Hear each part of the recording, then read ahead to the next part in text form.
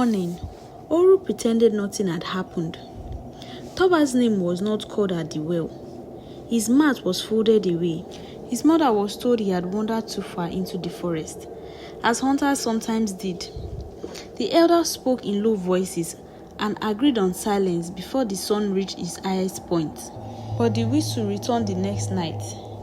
It came earlier than before, thinner, impatient, slipping through door cracks and window seams, threading itself into sleep.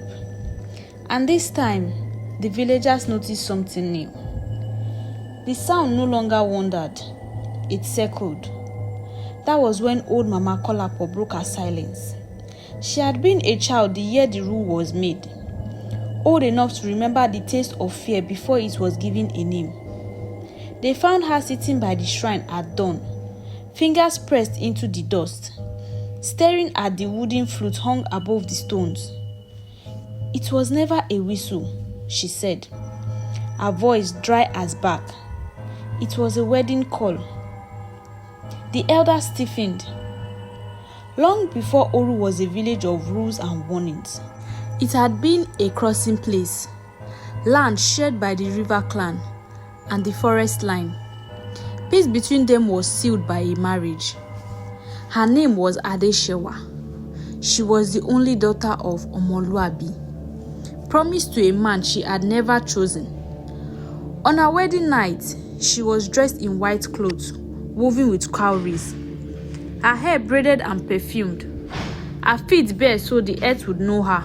When the moon reached its highest point, the groom's family played the flute to summon her from her mother's house.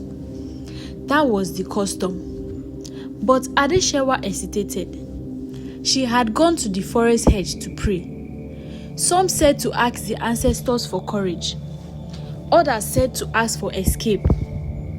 What mattered was this: she did not return when the flute called her the first time, nor the second. When they found her at dawn, the forest had already claimed her. The elders said the spirit had taken offense, that the marriage had angered something older than their customs.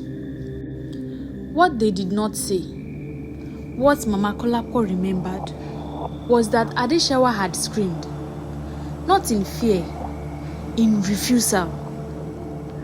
The village buried her without a bride's rites, no final birth, no farewell song. The flute was hung in the shrine and turned into a warning, and a rule was made to protect the living from the consequences of their choice. When the midnight call sounds, no one must answer. For years it worked. The whistle came, the door stayed shut. The forest remained full but quiet until Adeshewa began to call back. She did not come as a monster. She came as a question the village refused to answer. Her voice learned how to split itself. One sound to lure, another to stand behind the listener and remind them what they had forgotten. Those who stepped out were not taken by force. They followed. Mama Kolapo looked at the elders now, her eyes clouded but sharp. "She does not want the village," she said. "She wants witnesses."